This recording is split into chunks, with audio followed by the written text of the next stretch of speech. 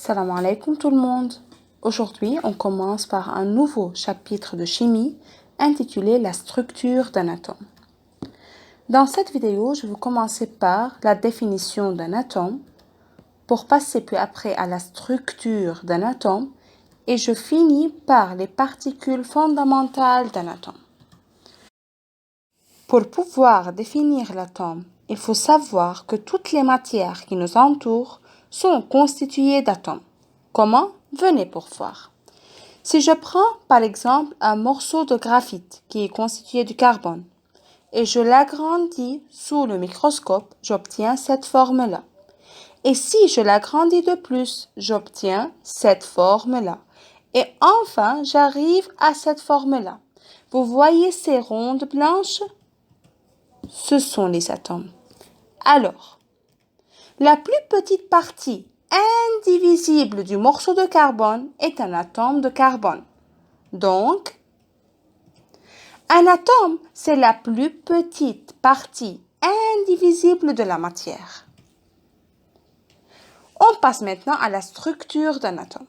Un atome est formé de deux parties, un noyau et un nuage qui est formé des différentes couches. Le nuage de l'atome est formé de 7 couches. Mais cette année-là, je veux parler seulement de 4 couches. Alors, le noyau avec le nuage forme l'atome. On passe maintenant aux particules fondamentales d'un atome. Dans le noyau, il existe deux types de particules. On a des particules chargées positivement, appelées les protons, et des particules non chargées, appelées neutrons.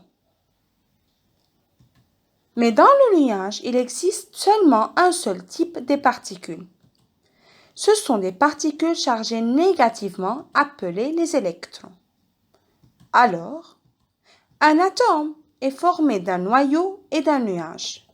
Dans le noyau, je trouve les protons qui sont chargés positivement et les neutrons qui sont non chargés. Et ensemble, les protons avec les neutrons sont appelés les nucléons.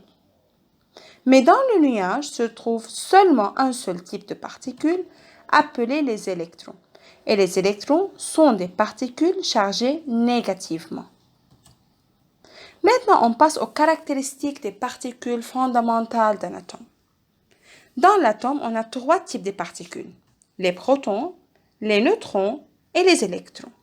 Les protons se trouvent dans le noyau. La charge d'un seul proton est égale à plus 1.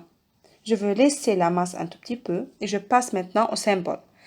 Le symbole du proton, c'est P plus.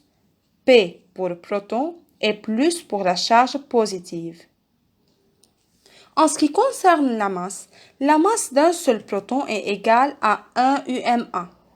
UMA, c'est l'unité de la masse atomique. Et imaginez qu'un seul gramme seulement est égal à 6 fois 10 exposant 23 UMA.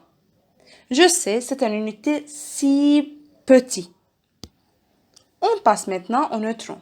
Les neutrons se trouvent aussi dans le noyau. Ils sont non chargés, alors on écrit que leur charge est égale à 0. La masse d'un seul neutron est égale aussi à 1 UMA et son symbole est N pour neutron et 0. Alors son symbole c'est N0. On passe maintenant aux électrons. Les électrons se trouvent dans le nuage.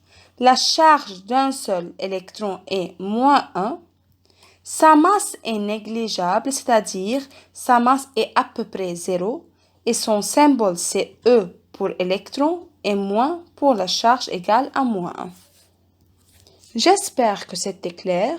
Merci pour votre attention et à bientôt.